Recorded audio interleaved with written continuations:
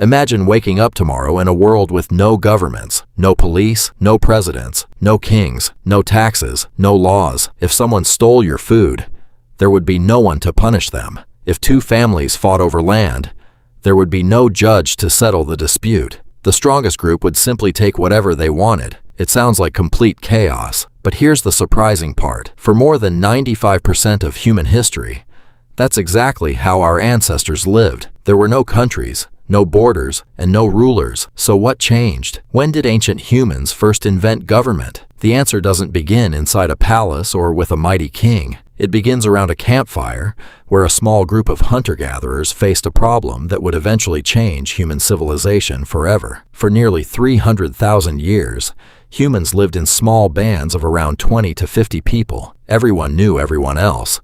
If someone refused to share food, everyone noticed. If someone cheated or became violent, the group could punish them or simply force them to leave. In communities this small, formal governments weren't necessary. Trust, reputation, and cooperation kept society together. Anthropologists studying modern hunter-gatherer societies have found that many groups make decisions through discussion, rather than orders from a single ruler. The oldest human societies were surprisingly equal. There were respected hunters, experienced elders, and skilled healers, but very few people had permanent authority over everyone else. Leadership was temporary. If someone proved to be the best hunter, they might lead the hunt. If another person understood plants, they might guide foraging. Power depended on ability, not a crown. For hundreds of thousands of years, that was enough. Then something unexpected happened. Around 12,000 years ago, Earth's climate began to stabilize after the last ice age. Plants became easier to predict. Animals gathered in familiar locations,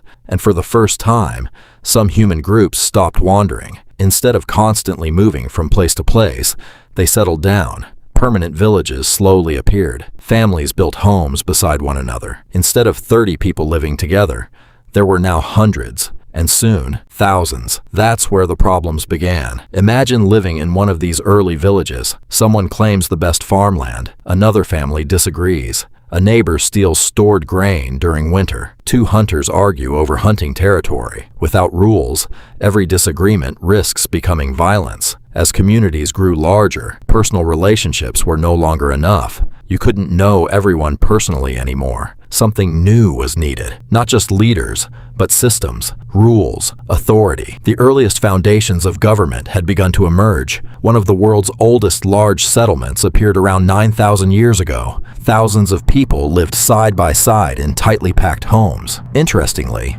archaeologists found no obvious palaces, no royal tombs, and no massive government buildings. This suggests that many early villages may have organized themselves through community traditions, rather than powerful kings. People likely cooperated because survival depended on it. But villages continued growing, and eventually someone had to make the final decisions. The earliest true cities appeared in Mesopotamia, the fertile land between the Tigris and Euphrates rivers. Farming created food surpluses. More food meant more people, and more people meant more problems. Someone had to organize irrigation canals, settle land disputes, coordinate trade, store grain, and defend the city from enemies. This wasn't simply leadership anymore.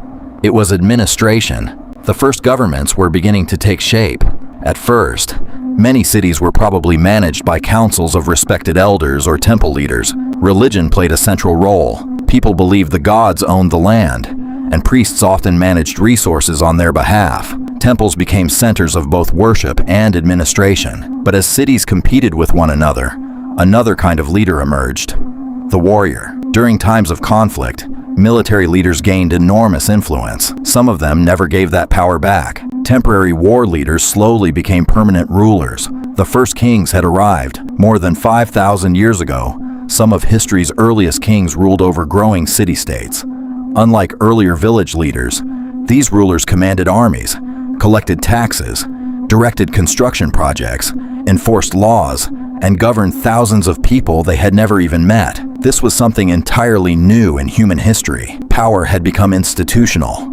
Government was no longer based on personal relationships.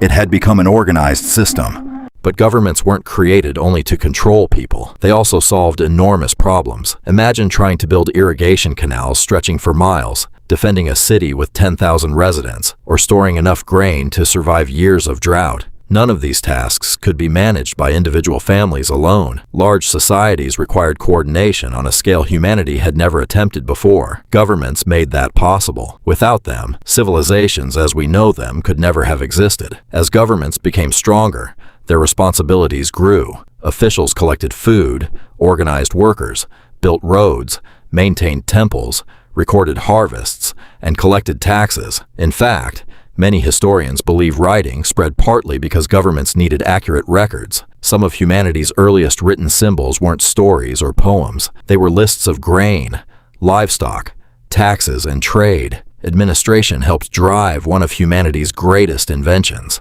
Of course, not every government was fair. Some kings ruled wisely, while others ruled through fear. Throughout history, people have constantly debated one important question: who should hold power? That debate still continues today. Democracies, monarchies, republics, and empires all represent different answers to the same ancient problem. Every modern government traces part of its story back to those first experiments in organizing human society. Here's something fascinating. Scientists don't believe government was invented in a single moment. There wasn't one person who suddenly declared, "Today we have government." Instead, it evolved gradually over thousands of years. Small groups developed customs. Customs became rules. Rules required leaders. Leaders created institutions. Institutions became governments. It was one of the slowest and most important inventions humanity ever made. Looking back across history, a remarkable pattern appears. Government wasn't invented simply because humans wanted power. It emerged because growing societies became too large